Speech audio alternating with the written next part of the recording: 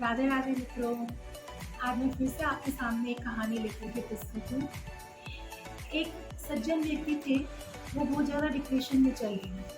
Depression में जाने के बाद उनकी पत्नी उनको एक डॉक्टर के पास लेके गई और वो डॉक्टर कुंडली भी देखता था। उसके बाद उन्होंने उस डॉक्टर ने उसकी कुंडली देखी, तो उसमें कोई परेशानी नहीं निकली। अब वो व्यक्ति जो था, वो बहुत ज़्यादा चिंताग्रस्त था।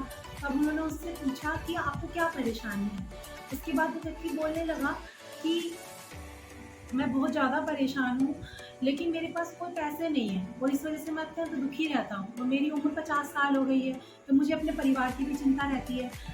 तो उस डॉक्टर ने उससे कहा कि ऐसा करो कि आप अपने 10th क्लास जिसमें आपने किया, आप उस स्कूल में जाइए और जो आपके साथ विद्यार्थी पढ़ते थे, उनका कॉन्टैक्ट नंबर लेकर के आप उनको पूछिए कि इस समय वो क्या कर रहे हैं।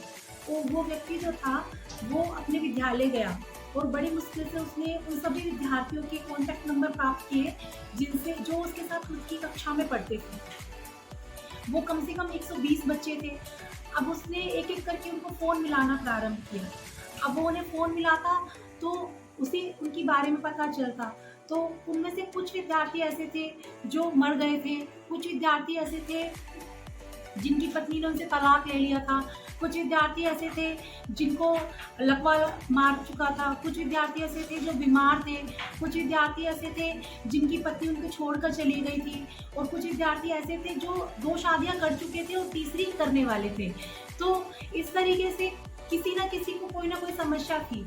तो वो उनसे समझ गया कि कोई भी व्यक्ति जो है बिना समस्याओं के रह ही नहीं सकता। अब वो वापस से अपने डॉक्टर के पास गया और डॉक्टर से उसने कहा कि अब मैं समझ चुका हूँ कि हर किसी का अपना एक प्रारब्ध होता है और उसे वो काटना होता है। हमें दूसरे की थाली में देखने की बनिस्बत अपने पास जितना हो, उसी में ही निकालना पड़ता है और उसी में ही खुश रहना होता है। तो इस कहानी और अगर फिर भी अगर हमें समझ में ना आए मित्रों, तो हमें अपने 10th क्लास की स्कूल में चले जाना चाहिए और अपने मित्रों के बारे में पता करना चाहिए कि वो क्या कर रहे हैं। तब हमें इसके बारे में पता चलेगा कि कोई व्यक्ति जो है वो समस्याओं के बिना रह ही नहीं सकता। किसी को कोई समस्या मिलेगी आपको और किसी को कोई समस्या मिलेगी। पर बड़ी बात ये है कि हम उस समस्याओं का हल निकाल कर खुश कैसे रहें, सबसे बड़ी चीज़ ये है। ठीक है?